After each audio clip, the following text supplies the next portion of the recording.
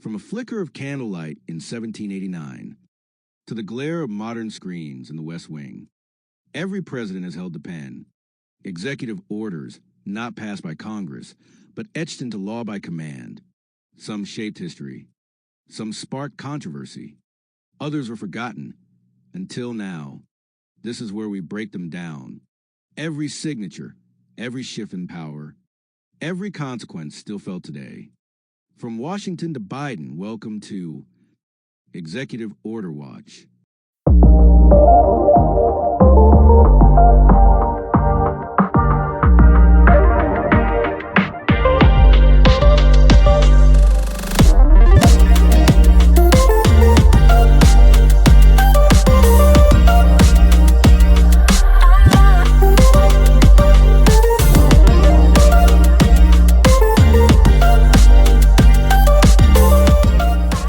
Democracy, we live for it. For democracy, we fight for it. For democracy, we've died for it. And for democracy, we watch it.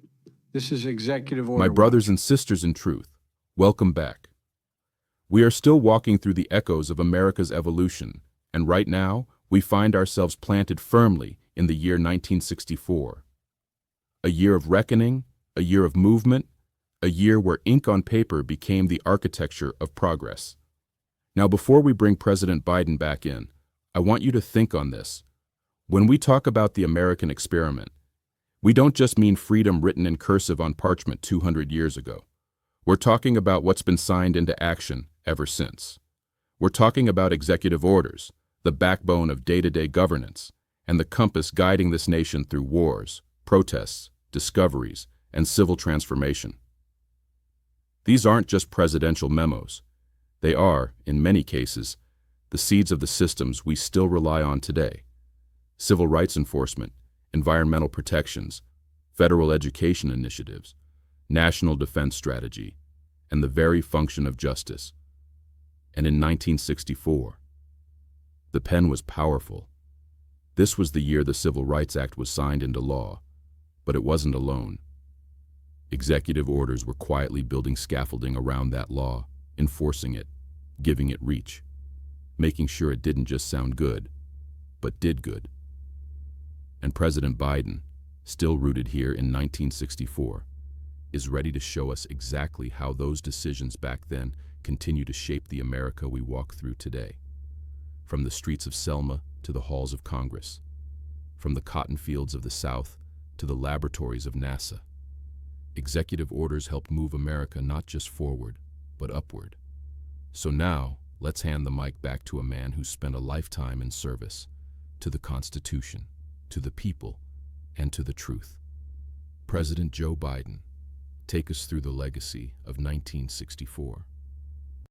My fellow Americans, there are moments in our history that don't ask for permission.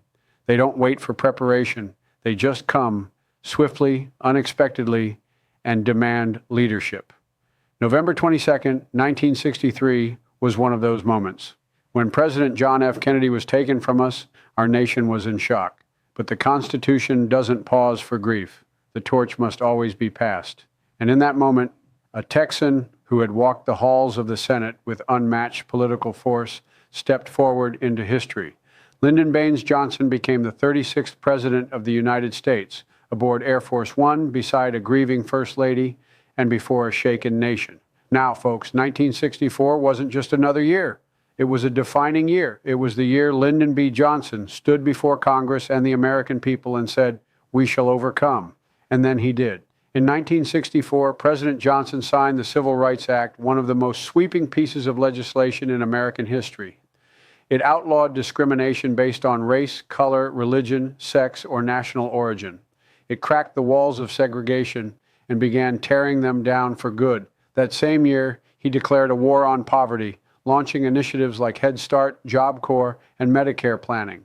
He passed the Gulf of Tonkin Resolution, expanding America's role in Vietnam, a decision that history still wrestles with today.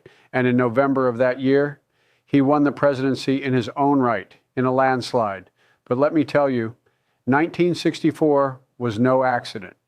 It was the product of a man who understood power and how to use it for people. So tonight we remember the man who didn't choose to become president, but rose to the call when history demanded it.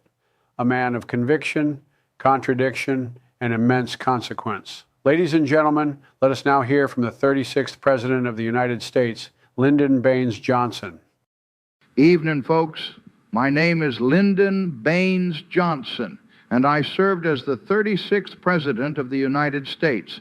But before all the cameras, before the speeches, I was just a boy from the Texas Hill Country, raised without much, but with a deep belief in the power of public service.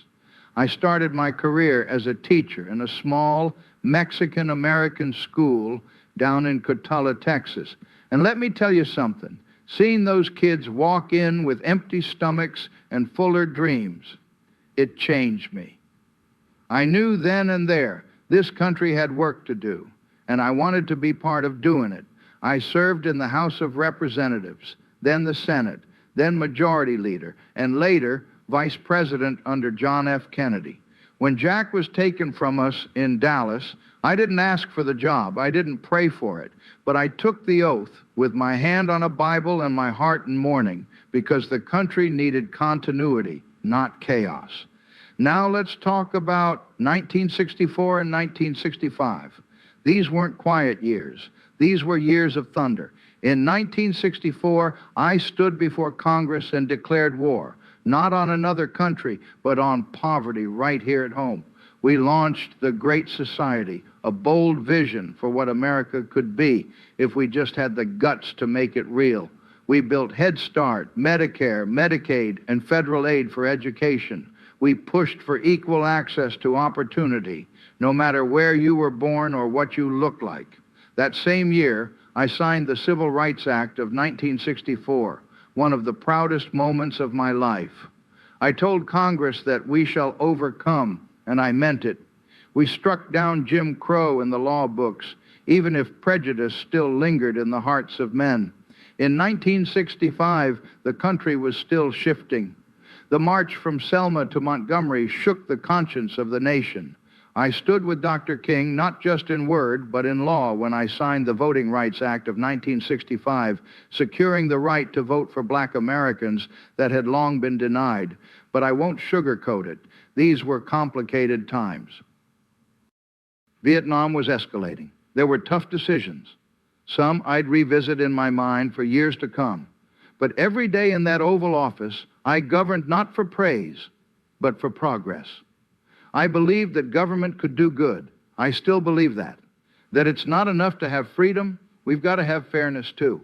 Now, I know y'all are here to dive into the details. We'll talk about the executive orders. Don't worry, we're getting to them. But before we break down the paperwork, the policies, the proclamations, you've got to understand the man, the moment, and the mission that shaped them. Because every signature of mine didn't just mark the end of a bill, it marked the beginning of a better America, or at least the fight for one.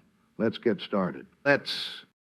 EO 11134, extension of the President's Commission on Registration and Voting Participation, signed December 20th, 1963, published December 24th, 1963. Our citation, 28 Federal Register, 142,007, PDF amends. Executive Order 11,100, March 30th, 1963.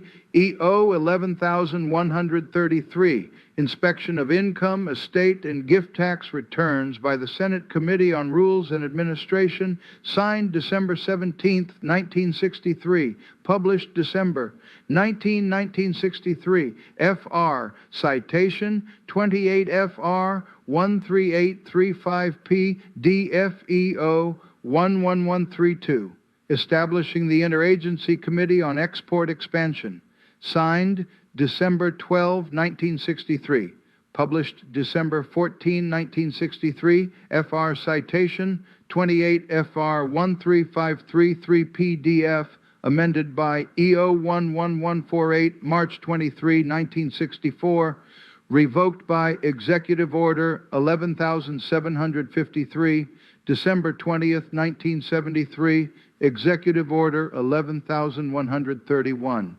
creating an emergency board to investigate disputes between the Braniff Airways, Inc., Continental Airlines, Inc., Eastern Airlines, Inc., National Airlines, Inc., Northwest Airlines, Inc., and Trans World Airlines, Inc., and certain of their employees. Signed December 11, 1963. Published December 13, 1963, FR citation 28, FR 13485, PDF, revoked by EO 12553, February 25, 1986, EO 1130, appointing a commission to report upon the assassination of President John F. Kennedy. Signed November 29, 1963, published December 3, 1963, R citation 28 FR 12789 PDF. On September 24, 1964, President Johnson sent a letter to each of the commission members discharging the commission. EO 11129, designating certain facilities of the National Aeronautics and Space Administration and of the Department of Defense in the state of Florida as the John F. Kennedy Space Center. Signed November 29, 1963. Published December 3, 1963, FR, citation 28, FR 12787, PDF, EO 11128. Closing government departments and agencies on November 25, 1963. Signed November 23, 1963. Published November 27, 1963. FAR citation 28 FR 12609. Executive Order 11,134. Extension of the President's Commission on Registration and Voting Participation on December 20th, 1963. Executive Order 11,133. Inspection of income, estate, and gift tax returns by the Senate Committee on Rules and Administration on December 17th, 1963. Executive Order 11,132, establishing the Interagency Committee on Export Expansion on December 12, 1963. Executive Order 11,131, creating an emergency board to investigate disputes between the Braniff Airways, Inc., Continental Airlines, Inc., Eastern Airlines, Inc., National Airlines, Inc., Northwest Airlines, Inc., and Trans World Airlines, Inc., and certain of their employees on December 11, 1963. Executive Order 11,130, appointing a commission to report upon the assassination of President John F. Kennedy on November 29, 1963. Executive Order 11,129, designating certain facilities of the National Aeronautics and Space Administration and of the Department of Defense in the state of Florida as the John F. Kennedy Space Center on November 29, 1963. Executive Order 11,128, closing government departments and agencies on November 25, 1963. Executive Order 11,135, creating an emergency board to investigate disputes between the Pennsylvania Railroad Company and certain of its employees on January 3, 1964. Executive Order 11,136, establishing the President's Committee on Consumer Interests on January 3, 1964. Executive Order 11,137, relating to certain allowances for civilian employees of non-appropriated fund instrumentalities of the armed forces on January 7, 1964. Executive Order 11,138, delegating authority of the President under the Caribbean Basin Economic Recovery Act on January 13, 1964. Executive Order 11,139, establishing a National Commission on Technology, Automation, and Economic Progress on January 14, 1964. Executive Order 11,140, delegating certain functions of the President under the Water Resources Planning Act to the Water Resources Council and the Director of the Bureau of the Budget on January 30th, 1964. Executive Order 11,141, declaring a public policy against discrimination on the basis of age on February 12, 1964. Executive Order 11,142, prescribing procedures for making available to the Secretary General of the United Nations certain information concerning United States citizens employed or being considered for employment on March 6, 1964. Executive Order 11,143, creating an emergency board to investigate a dispute between the Akron, Canton, and Youngstown Railroad Company and certain of its employees on March 7, 1964. Executive Order 11,144, creating an emergency board to investigate disputes between the Missouri-Kansas-Texas Railroad Company and certain of its employees on March 10, 1964. Executive Order 11,145, delegating certain functions of the President to the Secretary of State under the Act for International Development on March 18, 1964. Executive Order 11,146, establishing the President's Committee on the National Medal of Science on March 19, 1964. Executive Order 11,147, providing for certain arrangements for the payment of expenses of travel and transportation of members of the uniformed services and their dependents on March 23, 1964. Executive Order 11,148, amending Executive Order number 11,132, establishing the Interagency Committee on Export Expansion on March 23, 1964. Executive Order 11,149, establishing the President's Committee on Economic Security on March 24, 1964. Executive Order 11,150, amending Executive Order number 10,501, relating to safeguarding official information in the interests of the defense of the United States on April 6, 1964.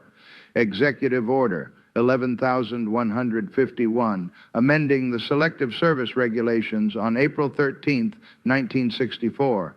Executive Order 11,152, establishing a President's Advisory Committee on Labor Management Policy on April 17, 1964. Executive Order 11,153, creating an emergency board to investigate disputes between the carriers represented by the National Railway Labor Conference and certain of their employees on April 20, 1964. Executive Order 11,154, designating the Secretary of the Treasury as the representative of the United States for certain purposes under the Convention on the Organization for Economic Cooperation and Development on April 21, 1964. Executive Order 11,155, establishing a program for voluntary employee conduct within the executive branch on May 6, 1964. Executive Order 11,156, creating an emergency board to investigate a dispute between the Railway Express Agency, Inc., and certain of its employees on May 13, 1964. Executive Order 11,157, amending Executive Order number 10,977, relating to the extension of the Federal Employees Pay Comparability Act of 1962 on May 23, 1964. Executive Order 11,158, amending Executive Order Number 11,030, prescribing regulations for the preparation, presentation, filing, and publication of executive orders and proclamations on June 6, 1964. Executive Order 11,159, delegating authority of the President under the Act for International Development on June 22, 1964, Executive Order 11,160, establishing the President's Committee on Juvenile Delinquency and Youth Crime on June 24, 1964, Executive Order 11,161, creating a National Defense Executive Reserve on July 6, 1964, Executive Order 11,162, delegating authority of the President to the Director of the Bureau of the Budget under the Urban Mass Transportation Act on July 14, 1964. Executive Order 11,163, establishing the President's Committee on Equal Opportunity in the Armed Forces on July 21, 1964. Executive Order 11,164, designating certain officers to act as Secretary of Defense on August 14, 1964. Executive Order 11,165, creating a Board of Inquiry to report on a labor dispute involving the shipbuilding industry on September 3, 1964. Executive Order 11,166, creating an emergency board to investigate disputes between the Pullman Company and certain of its employees on September 14, 1964. Executive Order 11,167, delegating certain functions of the President to the Secretary of the Treasury under the Interest Equalization Tax Act on September 18, 1964. Executive Order 11,168, establishing the President's Council on Recreation and Natural Beauty on October 9, 1964. Executive Order 11,169, amending the Selective Service Regulations on October 14, 1964.